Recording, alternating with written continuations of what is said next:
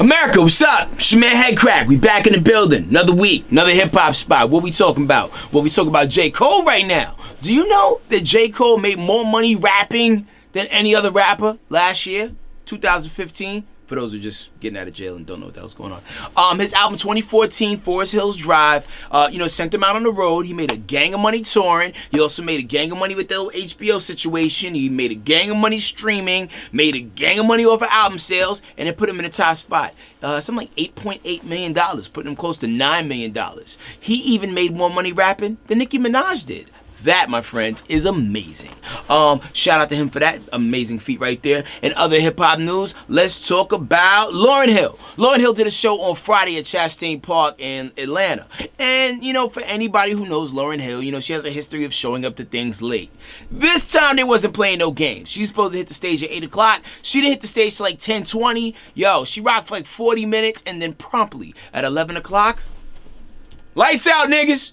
Yep, they shut it down, and Lauryn Hill had to go. And people was like booing her when she got out there because she was late. And and to Lauryn Hill's defense, I have been in one situation where Nas was opening up for Lauryn Hill. He had a band, and his band had to break down. Her band had to build up. It took about an hour from the time Nas got off the stage to the time Lauryn Hill got on stage. So I understand that sometimes she catches a bad rap because she's been late for other reasons so many times that people just have a zero tolerance for Lauryn Hill being late. But it's not always her fault. But this time it was your fault, lady. It was so your fault. She told the fan, hey, my driver was late. I can't control that. Yes, you can, Miss Hill. You can control that.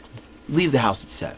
Or the hotel at 7. Get airlifted. At the end of the day, these people are paying a lot of money to see Miss Lauryn Hill. They want to see that person that captivated their attention back in the late 90s and continues to captivate people's attention with music that you did in the late 90s. Not even the same version of these songs that you did in the late 90s, because anybody who hasn't been to a Lauryn Hill show lately, you may or may not know that she's not allowed to perform these songs the way you hear them on her album, because she got sued because she tried to take all the credit. So when you hear X Factor, it's not gonna be a slow record. It's gonna be like upbeat, little, almost EDM.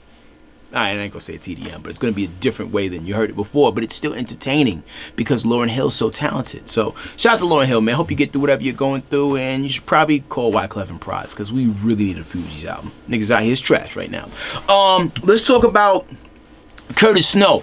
There is a documentary on Netflix called Snow on the Bluff. All the initiated have already seen this movie. It's a great joint. Is it real? Is it fake? I don't know.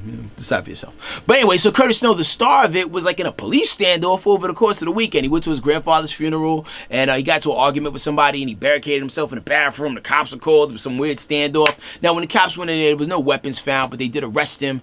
As far as I know, he's still in jail at this time. But man, Curtis Snow is definitely about that life, man. Definitely want to meet that brother. Last little thing I got for you before I roll out of here: Captain America, Civil War. Y'all see that joint? Made $181.3 million or something ridiculous like that, making it the 5th highest grossing film of all time on an opening weekend. Not like highest grossing, but the biggest gross coming in on an opening weekend. So big shout out to everybody involved with that movie. I ain't gonna give y'all no spoilers. It was a really good movie. Didn't really do what the comic book did. For anybody who followed the comic book, they kept it a little different, but I rock with it.